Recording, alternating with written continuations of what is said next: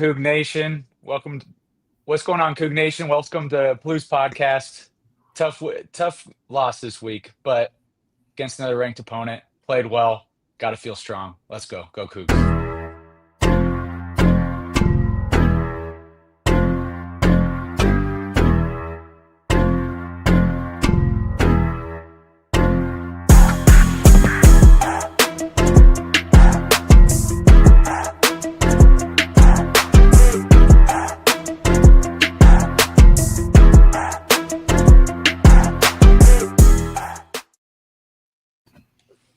Fellas, you don't like to see a loss. You don't like to see a loss where you thought it was going to be a win. But I always like to look at history. I'm a history buff, and we would go back to North Texas, followed by UW, seeing those losses. Would you believe me if I told you we lost by a touchdown against two ranked opponents, number 4 in the nation, Ole Miss, and then the following week go out and play Virginia, number 18 team in the nation? We took it to them. Fellas, give me Five your total thoughts. points. 5 total points against 2 ranked teams. Yeah, if you would have told us that right after North Texas, I would have been like, you were a liar. I was like, this is a crazy prediction, Chad.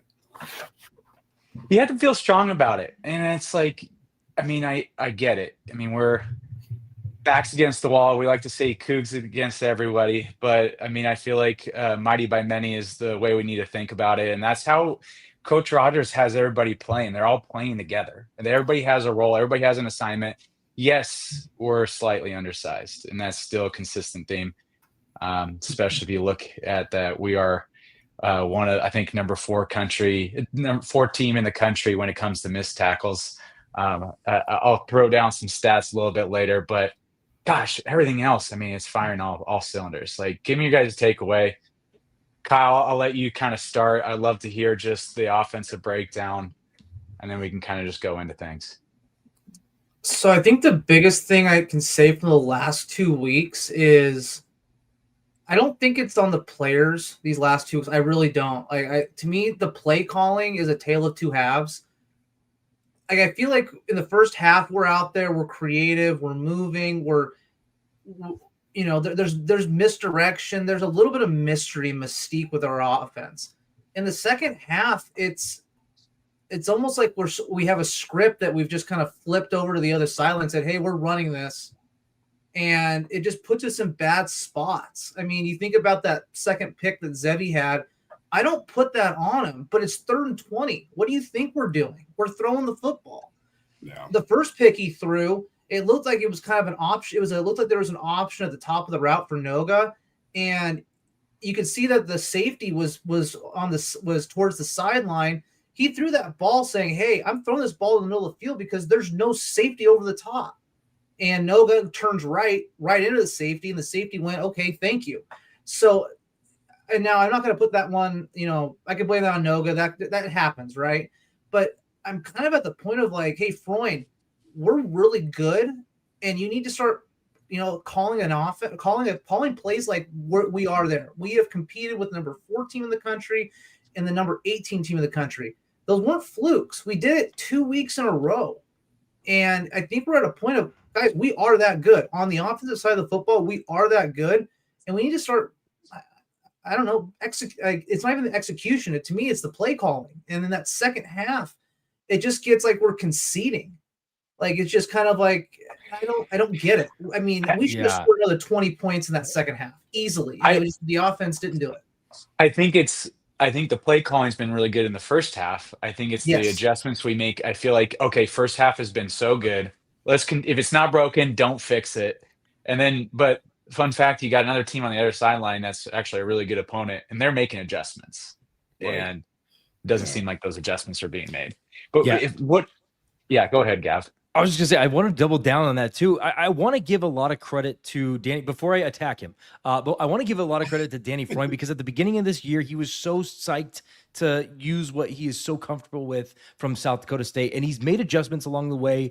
I'll say this every week. We established Zevi Eckhouse. We're starting to incorporate the passing game a lot more. He's starting to find a balanced offense, but you now got to make in-game adjustments, especially against top-ranked teams. And when you got a team like Ole Miss and Virginia, you have to be able to learn on the fly, or at least be able to guesstimate on the fly and anticipate what we're going to do. Yeah, when it's 3rd and forever, guess what? We're passing the ball, and I don't blame that quite on Zevi. I think still an interception should fall at least a little blame on the quarterback, but I think Danny Freund has come so far, yet he still has a little bit more to go. And I'm hoping that this hump is something that he can get over. But I at least wanted to give him a little bit of a shout out before going and being like, all right, man, like, let's figure this thing out. Because he's made adjustments throughout this year compared to where we were at against Idaho and North Texas and all those just absolutely lopsided types of games. So I wanted to give at least a shout out on that end. My biggest take, I would say this one thing and I'll shut up. If you look at our play calls, what is our bread and butter? It's normally stick routes. It's 5 to 7 yards. That's where we live. I would say 0 to 7 yards is where we live. When do we stretch the field? When do we take a shot on first down and say, hey, we actually have to respect the deep ball? Where by the second half, those safeties, they're standing at 10 yards. They're not dropping back. They are sitting there because we're not going and trying to attack over the top. And that's really bunching up a lot of these plays where we're trying to get it quick out into the flats. Yeah. You lost it after that. That first drive was beautiful. Like Meredith right down the middle, like just right in the breadbasket. Great adjustment by Meredith too. But that was the one deep ball we saw. It was. Sorry, Chad. Double coverage. No. Just if we got, I don't know if it was just we got a lead and we're just trying to do everything we can to, contain it and hold it. To me, it's some of these teams are quick hitters. We got to do the same thing once in a while. If it's there, take it. Like, we don't have to have 5-minute drives every time. Yeah.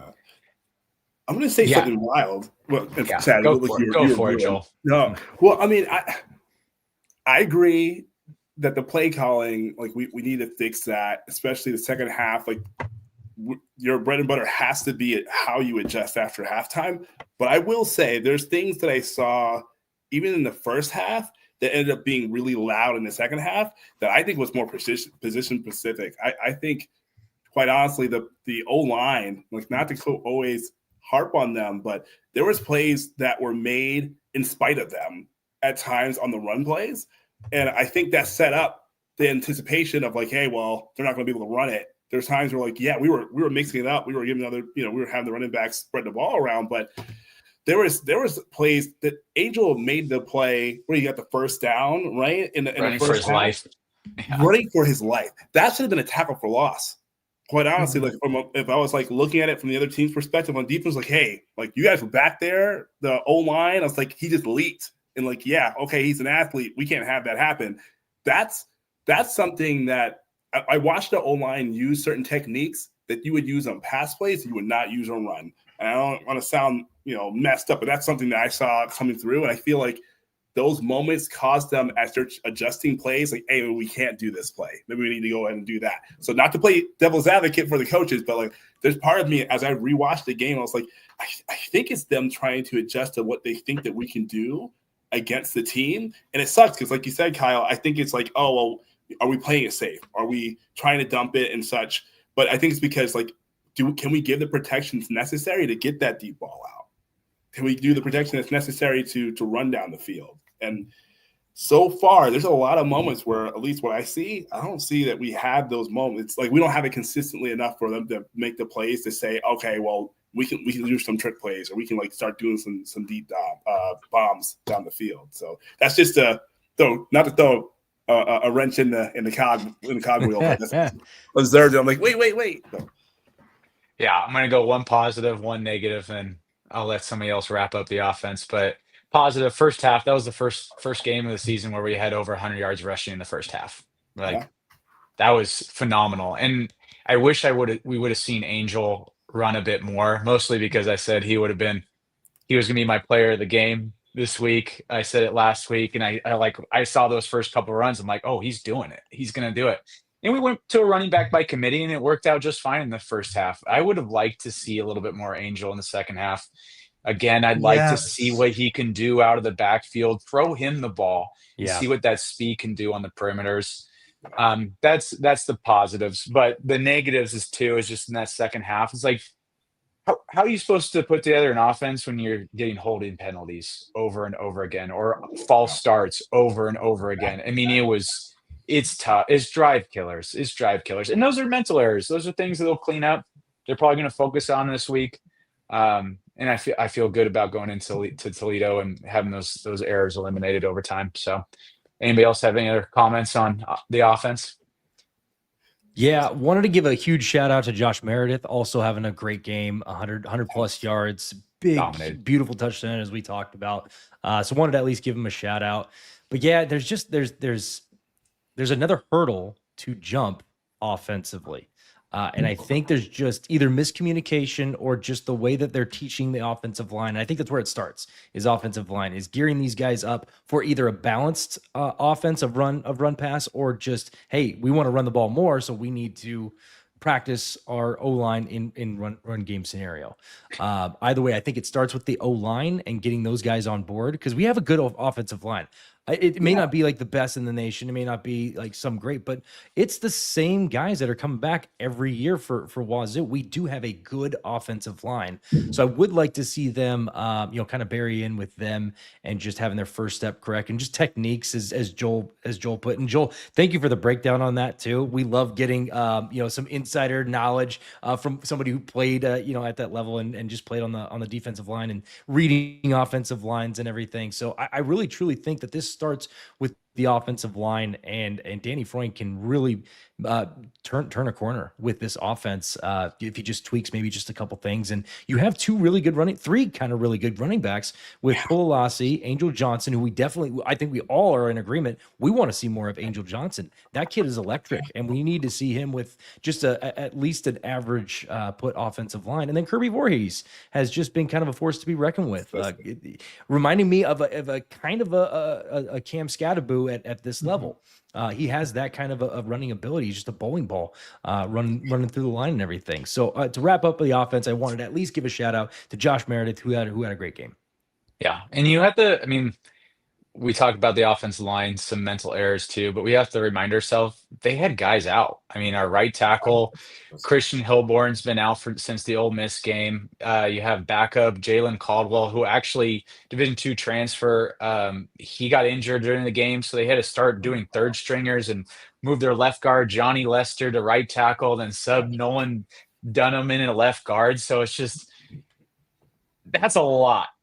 And not to throw shade at any one player. I don't want to throw shade at him because I am a huge fan of him. But Devin Ellison being kind of a healthy scratch in some of these games, is there a cause for concern that is he going to play the 4 minimum games and then potentially leave? Is that what your guys' take on this situation is, or are we just taking it easy and Jimmy Rogers is maybe downplaying it and just saying, hey, we want to see a full week of healthy Devin before we put him back out there? Just curious, with the current state of NIL, with the current state of football and all that stuff, I was just curious on your guys' take on Devin Ellison, because I love watching that kid play.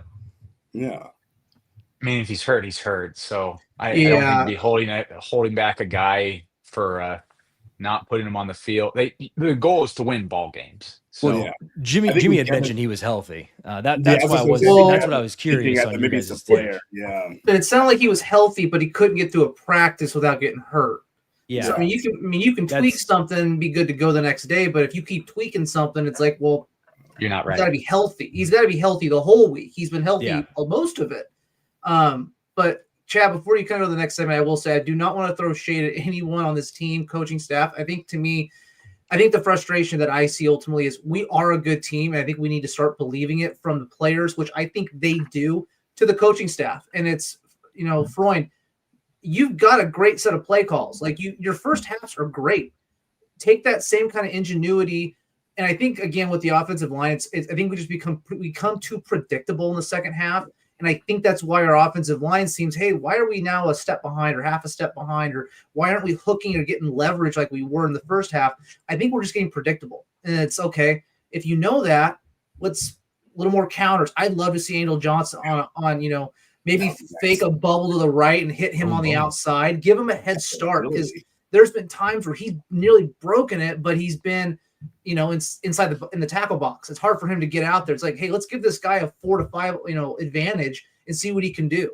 But I just wanted to make that point because I didn't want to, leave on a negative note there, because I think we are there. We just need to put 4 quarters together. Cougar offense tied for first in the nation for red zone scoring percentage, 19 out of 19. Doing all right. It's pretty darn good. The unfortunate part, scoring offense, we are 113th out of, I believe, 135 schools. There's an X factor with that, yeah. You got to get into the red zone because you feel really confident. So, huge shout out. Our special teams continues to be pretty darn solid. Our punter, I can't remember his name. It's special teams that gives it. Yeah, sure. I jokingly say it, but when I was an equipment manager, I had Ryan Harris. I should give a lot. Shout out to Andrew Fernie if you're out there. Mike Baldwin, Reed Forrest, Zach Enier. Those are guys that I worked with back in the day. So I do have a lot of love for special teams. That was rude of me, but it's punter and kicker. But I tell you what, our special team is pretty solid. I mean, when we get into the red zone, you're going to get at least 3 points. So, or our backs against the wall, our punting game's been really strong and put us in our defense in a lot better position than we have in years past, I feel like. So, but on to the defense, boys. Joel, give me your thoughts. Yeah. Now that's what I call defense. Now that's what I call defense. And you know what? I will say, and as a total recap, I am still proud of the defense. Yeah, there was moments, and we'll talk about it. There's some things I was like, you guys might be aware. Typically, when teams break down film, they might come together as one big unit and then break apart. They'll grade out some way. So they'll say, hey, XYZ player. They might do it. They might zoom in. Really good defenses will zoom in and say this player got A grade. This player got a C on this play. So have you, or they'll just do it by position. And there was a lot of A plays that I saw, but there were definitely some C's and some D's. And you can see it happen on the scores on the plays that we were scored on. I mean, I would say the first time we were scored on, it was a big play. It was a type of play where it's like, hey, if we would have covered a certain way, or we would have ran the assignment the way we were supposed to, would have worked out. And it's the same thing I say every week. It's just containing the edge is vital, is important. And not to always zoom in on linemen, but me personally looking at the defense, so where we shine is when our D-line shines, right? And so, I mean, this is the first week in a while that we had no sacks. And, hey, why did that happen? And I want to review the film. It was clear that although we're keeping our pass rush integrity, we weren't keeping that contained. And there's moments where they took advantage of that. I mean, yeah, we flew the ball. But even just how we were lining up and how we were reacting, it was caused some issues. So that was a part that I didn't enjoy. But I will say I did like our coverage, especially on short passes and screens. I liked what we were doing in terms of, again, rush lane integrity and our overall run defense, separate from those scores, the plays that we got scored on. What I loved was our quick reaction. There was right out the gate with Parker McKenna, he set the tone. And, he is a tone setter. I just love how he just, no hesitation. It's if I'm going to miss, I'm going to miss hard and fast. And that's what you need to do as a defense. You do not need to be sitting back and catching blocks. And so he did that often. And I also loved our ability to mix up the blitzes. I mean, I call it reality versus illusion. We made it very difficult to tell the difference. When we lined up a certain way, it looked exactly the same if we were showing blitz versus we were coming to blitz. And I get goosebumps, of course. It's what I call defense. But yeah, that's my quick breakdown. What do you guys? That's what I call defense. Yeah, you continue to see them rotating the defensive line. I really continue with that game plan. You gotta love it too. Sack percentage as a defense nationally, 26 overall. So gotta like that. Yeah, we're bringing the heat. Yeah, and also you saw number 44 just laying hats all over the place. That guy was a wild man out there, and I love it. I want a huge shout out for that guy. Joel, thank you for talking about that. Right? Absolutely. You notice the very next play. So they had the time. It's everything got to slow down. Guy trying to recover himself. Very next play, they throw across that middle again, and they probably could have made that play, but that guy was the offensive player was thinking about some decisions. He's like, I don't know, he might have the answer again. I don't know. Parker's through the middle. He's like, and it made a difference for that 3 and out. So much Cue the respect. T-Rex arms. Yeah, exactly. He was like, oh, all of a sudden my hands don't work. I'm like, oh, respect it. I had to tell you my favorite play of the game. It was early in the game too, and I got nervous. It was a play where player they put a linebacker in a bad spot. It was Caleb Frankel. He had to take on a slot receiver. He ran with him all the way down the sideline and broke up the pass. I don't know if you guys remember that. It was I touch was like, blitz. He oh my gosh, waited, that he was jacked his impressive. hands. Hmm. Yeah, he played it like a DB. I Mhm. I don't want to give things away for later, but I love how Caleb plays. It's just the way that he reacts, the way that he responds, the ownership he has when he's close to the line of scrimmage. It's like, hey, like there's things he tried to call out on one of the plays that we did get scored on. And if his teammates would have listened, he was like, hey, like they're heavy, they're run heavy on this side. You can see it when he's trying to signal. He moved one person over, but like he's man, the tenacity. I love it. He's a dude. He's a dude. And defensively overall, 33% on third. We held him to 5 for 15 on third down.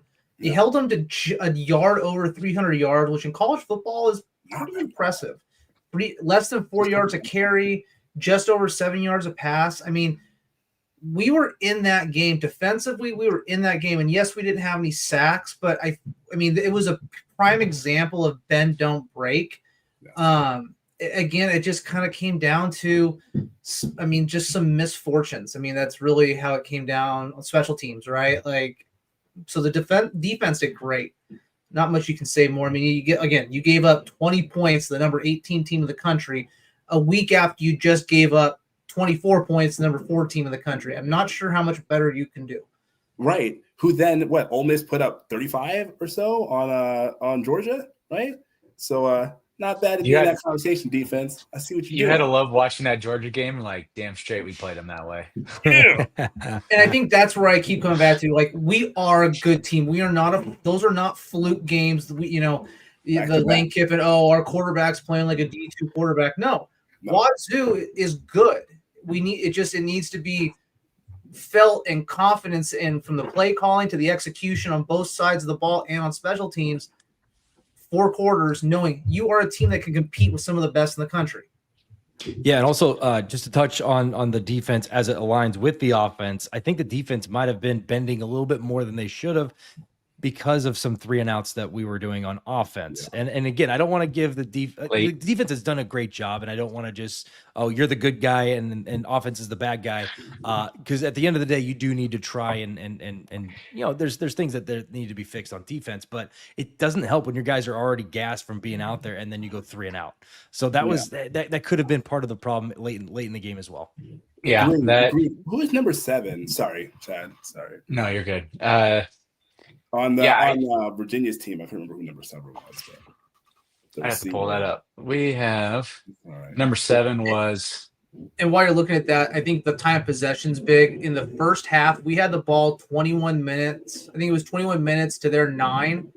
In the second half, we had it 14 minutes to their 15. So it got kind of even towards the end. But again, I think we have been a team that has long sustaining drives. And if you look at North Texas, what was our Achilles heel for most of that was these quick 3 and outs. Yeah.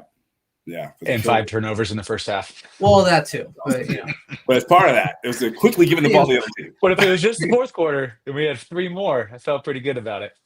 But to answer your question, number 7 was Jamal Edrin. He had 5 catches, 102 yards, 20.4 yards per catch.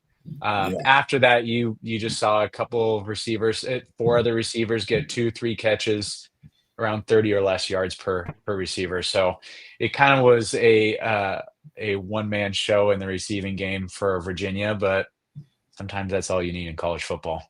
It's true. And I think I brought it up because, as you were saying, Kyle, we could see when our defense was depleted, in the first half, those our zone drops were flawless. Parker and them, like, they were taking it away, and he was looking flustered, number 7. You could tell he's like, I'm used to being a playmaker. What happened in that second half, as we started getting gas, that's when he started catching those right on the backside of the zone. And you can always tell, like, when a defense, it gets to a point where they're exhausted, it's when you start opening up, all of a sudden the zone start becoming really small, and no one's getting far enough back in their drops. So it's just something I want to call out. Yeah, before we move on to our next segment, I'll just give my last takeaway. I was looking at this. I think out of our 22 starters on offense and defense, 18 of them are seniors. So, Coug fans, if you like what you're seeing from Coach Rogers and his staff, do yourself a favor, go to Coug Collective, sign up for 1890 Club. Let's continue this. And we will get a graphic going here. One of these. Oh, there we go. Okay, Yep. Once an episode. There's our graphic. We will get a graphic going for the 1890 Club. If you haven't joined, join. And if you've joined, join again. So, Chad, thank you. Double your commitment. Double it up. Please don't shine my face like that. Yeah. All right. Well, on to our next segment. We're going to call this Good, Great, and let's work on it. Let's start with you, Gav. Tell me what you think. Good is I'll take these past 2 weeks. I know we're taking one game. I want to take these past 2 weeks and combine them into one. We have played top-ranked teams very good.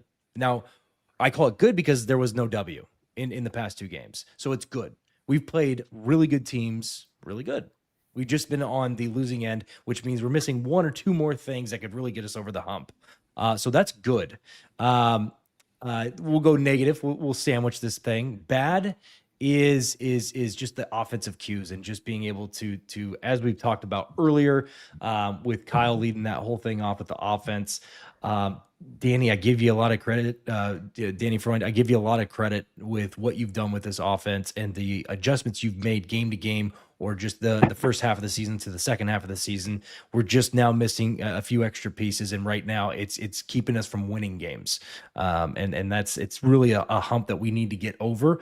And when you're able to script out the first quarter or first half, or how many games or how many plays he scripts out, it's good. So Danny, you're on to something great, man. Just continue doing what you're doing and being able to just kind of drive it home and think in the moment, because I know it's there and I know you're going to drive it home. And now what was the third part? The great? Yeah, we'll go great. The great. I'm gonna go right here. Now, that's what I call defense. Our defense has been doing a very, very good job against really good offenses. We held Trinidad Chambliss to a pretty respectable game. Coming from where we've come from, this defense has been stout all year. There's been maybe a couple games where we just kind of let it lopside us. I think the North Texas game, we can all agree we showed up. But, when 3 and outs are happening like that, it's tough to play defense when you get demoralized like that, and then you're sending second and third strings in. Yeah, it's tough to stay on top of that. But I want to give a huge shout out to this defense and Jimmy Rogers and the way he's running this defense, and just the overall buy-in. The buy-in in this team right now it's awesome. You're seeing that we got the right guy at the helm, and I can't be more thankful for that. Kyle? I think the good is our first half execution the last 2 weeks. I mean, it has been top-notch football, making teams guess, the trick plays, just the defense just kind of looks like I don't know what to do. The bad, the second half of the last 2 weeks. Just seems like it's a different team, a little more just complacent, just a little more. I don't know, just if it's just scared to continue to take risks because you have a lead. I don't know, but to me that's the bad, because I think this team is more times than not what they do is more the first half than what they've been doing in the second half. And then the great is our defensive tenacity. We have kicked the shit out of the last 2 teams. I mean, we have been the tougher team. I mean, you saw Parker McKenna's hit on, I forget what that receiver's name. He didn't come back. Nope. And that was one of their big guys. And that was a clean hit.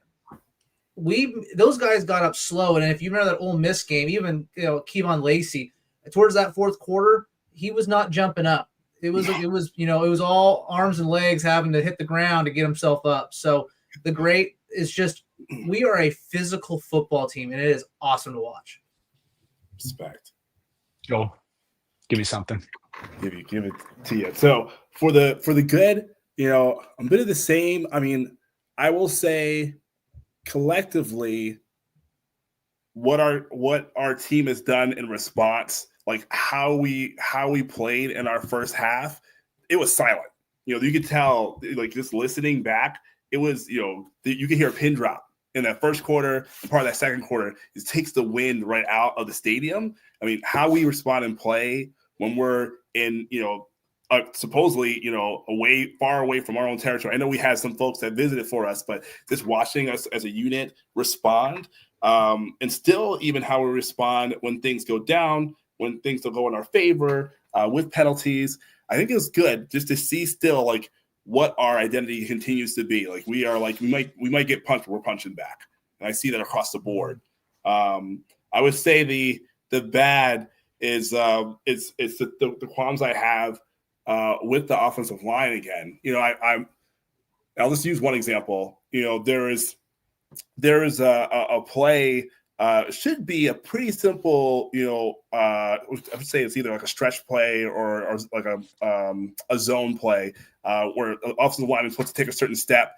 And, based on like how you take the step, you react to the defense. You either are trying to turn them or at least get in the way so that, the running back can read those lanes. So it's like, hey, I'm going to either cut back against this or I'm going to go this way. And the running back has they don't have the ability to make a decision. They just have to completely react as to what I would hope for our D-line to do to other offensive lines. But it's self-inflicted. I'm watching offensive linemen. I don't know if it's – and you brought it up, Chad, maybe because of injuries and whatnot. Typically the center or the guard is the one that is setting the expectation of, like, I see this, Mike, what have you, like whatever they're making the read of.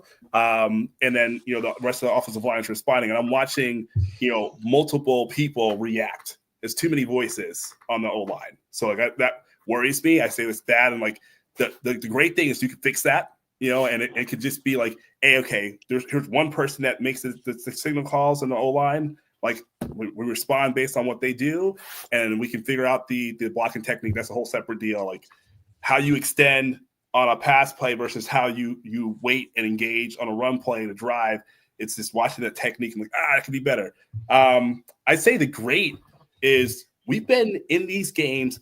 I know we're saying second half, but it's really all the way up to the last couple of minutes of the fourth quarter. I mean, yeah. And I think we've more lost the games than we've been beaten. And I know it sounds weird to say, like, oh, that's a great thing. Totally. But it's great because now, hopefully, this team, we all look and say, okay, now we have a different type of expectation, but we have the itch. It's been a while since we've won. Let's go tear the next team up. Let's show like who we are against Toledo. So that would be my great. It's like we're getting down to the wire, and the proof's in the pudding. Those teams are walking out of there wiping their forehead. You can see it in the coaches interact at the end of the game. Hey, you guys played a hell of a game. You can just see it, just wording that out. And then later on, they'll say their excuses, lame or whatever. They're like, oh, this, that, or whatever. Okay. But they're feeling it. They're sweating. I was like, if we can make the teams like this sweat, what can we do within our conference? Love it. I'm going to say for this week, good running game, especially the first half. Love to see a little bit more of it, but it's finally, you're starting to see that South Dakota State offense that we were expecting coming into things. So I really like that. And then also I think it's and also I kind of want to give a little bit of sprinkle of the defensive line. I really like what I see overall, at least when you look at where we were at the beginning of the year in certain games. Obviously had a nice showing in some games, but it just wasn't, it was lapsing over time. But great Josh Meredith. Like, I felt like that was just such a big game for us. He really set the tone on offense. Really, I mean, made it really like just a fun, enjoyable, grab a beer, sit back, and just like, oh, this is how the Cougars win against a ranked opponent, huh? So that was really cool. He just put the team on his back in the first half. I felt like made Zevi's job super easy. Just get it down the field. Let's work on it.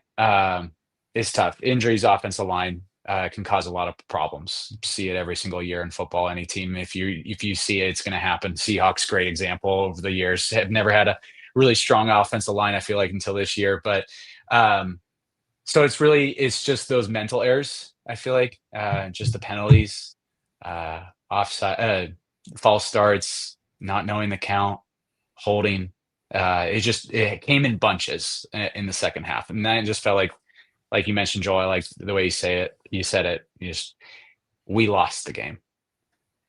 That's really what it was. So I fully expect Jimmy and staff are going to coach that out of them. See what new little wrinkle of what we need to work on pops up. But that's sports. You play the game, baby. But on to this next week, boys. We finally don't play a ranked opponent, but we play a pretty stellar defense. Some notable players too on the Toledo team. Just a little call out to, I'm a Vegas guy myself. WSU is minus 1.5 point favorites, and then also the over-unders at 48 and a half, over-unders at 48 points. So I'm going to take the Cougs on this. Cougs have been cover monsters the last couple of weeks too, especially against tough opponents. And I'm actually going to take the under on this. I think Cougs are going to have a lot of offense. I feel like you're going to start seeing some things start to click, and our defense is going to continue to do what they're doing, but all 4 quarters. Yeah, the defense. Let's go. Yeah, but what are you guys thinking? As far as Toledo goes too, I'll kind of give you just a quick little rundown. I don't like talking about other teams. I just like talking about the Cougs, but just to highlight who's good on Toledo, what to watch for Coug fans. Their running back's pretty darn solid, averaging 5.8 yards per game, 601 rushing yards on the season, 7 TDs. So pretty solid overall. He's really what I've been reading just through the Toledo fan sites is that he's just the engine of that offense. And then you're going to see another guy too, receiver. Their QB is just okay, but their receiver's pretty solid. 45 receptions on the year, 556 receiving yards, 7 TDs as well. So he's definitely one of their top threats, main targets. He will create a mismatch for them, but it's also, can their QB get it to them in certain situations? It seems like Junior Vendros, the third, really just bails them out in a lot of bad throws. And then the third guy, Malachi Davis. I think, Joel, you might like watching him play. He's got 3.5 sacks on the season, 6 tackles for loss, and he's just got a pretty solid engine. So I'll be interested to see where he lines up. Hopefully not exploiting the right side of our offensive line currently. Hopefully we can get healthy there, but he seems to be kind of a menace. Just a quick, I think it's Malachi Davis. Is it Malachi Davis? I think it's Malachi. I'm not sure. I think it's Malachi Davis. Does he play for Toledo? He plays for Toledo. I don't care. Holy Toledo. I like what you did. Doesn't matter what his name is. I like that. Matter. The Rock said. Malachi Davis. I love it. Malachi Davis. I'm going to be hearing that in the group chat all week. Malachi. But total defense ranked 3rd in FBS, so that's strong. But I think we're going to turn the script a little bit on them. But what do you guys have to say? I just kind of gave a rant on things. I had some notes, but curious what you guys think. What 48 was the over-under on that one? Yeah. I'm honestly on your side with the under. I think that you're going to see a decent offense. We may go for 25 to 30 points, but I think we're going to see our defense. If our offense can continue giving them good breaks, they're gonna play their style of defense. If they can do that, it's going to be a 28 to 14 game where it's. The 28-14. Yeah, that's 42 points, I believe. I don't know. Math left me years ago. So yeah, add the 7s up, we'll be fine. Kook math. Yeah. So I like the under, and then the spread was at plus. No, sorry. Yeah, was it plus 1.5 for Cougs? Minus 1.5 for the Cougs. Minus 1.5 for the Cougs.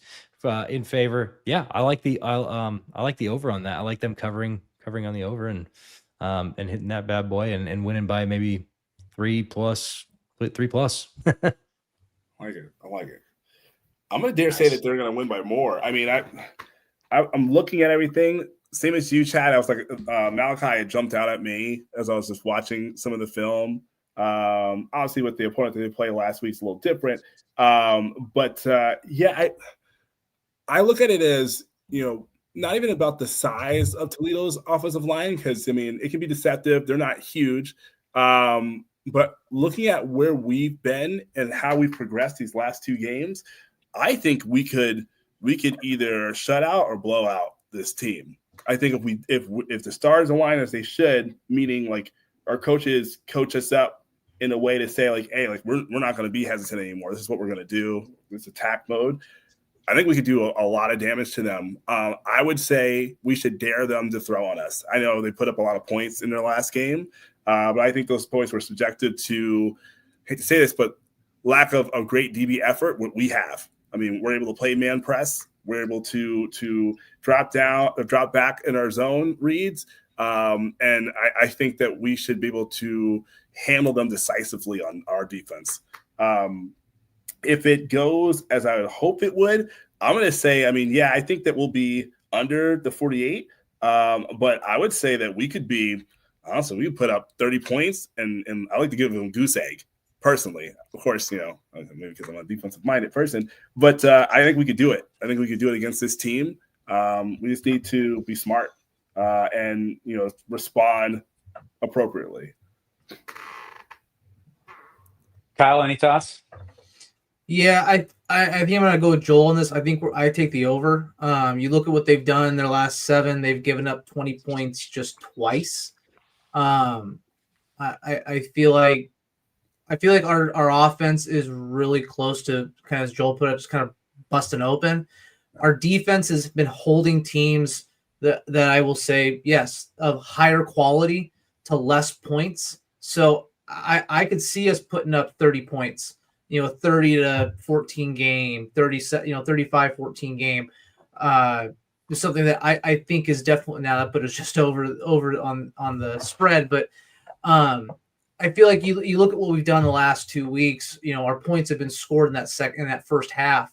I think if we can put together a second half, I think you're going to see again a 30-35 point output for the offense.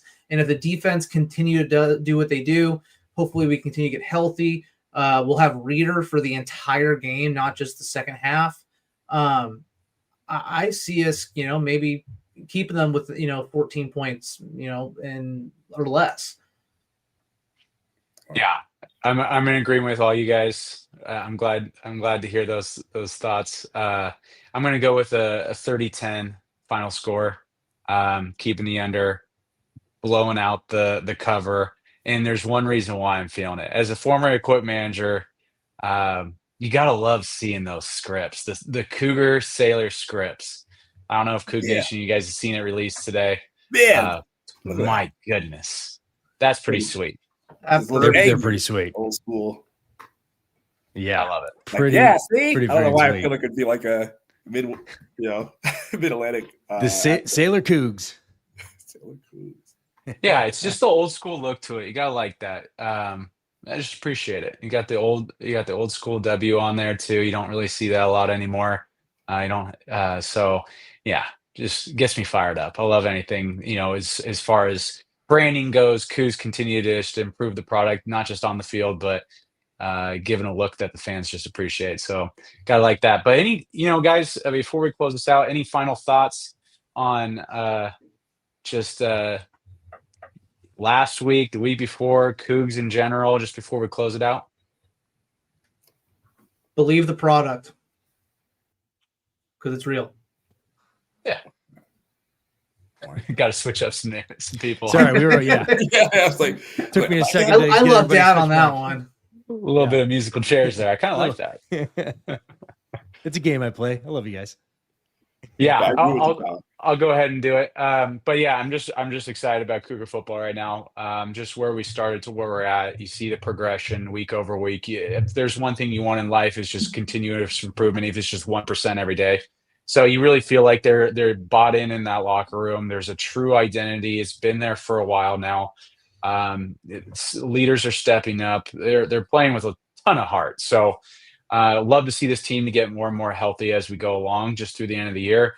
I still feel very strong about 6 wins being very possible, getting 7 wins, winning winning out this season. So yeah, I'm pretty fired up where we not just obviously you want to win, but we're playing very good football teams, both in the ACC and SEC. But you have to be satisfied, at least as a fan. There's no such thing. I know Jimmy says there's no such thing as a moral victory, but yeah, I get that as a coach, as a player.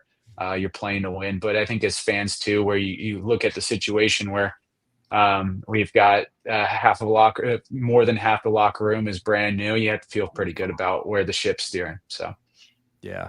I also want to give a shout out, like Cougs. I don't know if most of everybody that listening knows this, but Barstool has a best college town thing going on, and guess who's in the final 2 out of 64? Yours truly, Pullman, Washington, is taking on Texas A&M's College Station. So make sure to head over to Barstool Cougs or Barstool Wazoo. And so just make sure to head over there and find out how to, put these boys on the map. If I'm not mistaken, they do this every year, and I don't think we've ever made it to the championship game. But we did just beat University of Tennessee's Knoxville. That's a huge W for the Cougs. We've been kind of rolling and steaming and bumping and doing our thing. So I'm very excited. Head over to Barstool Wazoo. Make sure to put Pullman on the map. I believe a lot of it is if you show up Saturday and be a part of this event before going into the game, that's how you help them, kind of carry on their way. But just wanted to at least give a shout out for that. And that's what I'm also excited about. Seeing our fans on the road in these past 2 games is firing me up, because there's a lot of road games when you don't necessarily have a conference. And so we're kind of having to piece together and puzzle together a schedule. We're playing Oregon State twice, which, when's the last time we played a team twice in a year? So we're having to do what we have to do to get through this year with a competent schedule. And shout out to all the fans that have gone out to the game. This is your friendly reminder. You're probably going to hear it 5 times an episode. Join the 1890 Club. It's what's going to help the best. But wanted to give a shout out. I love that, Gav. Thank you. I appreciate it. Well, I feel like that's the way we got to end it, boys. So, hey, I'm your host, Chad Kevin. We got Kyle, we got Joel, we got Gav. This is the Palouse podcast. Thanks for joining. Win or lose, go Cougs. Go Cougs. Go Cougs. Go Cougs.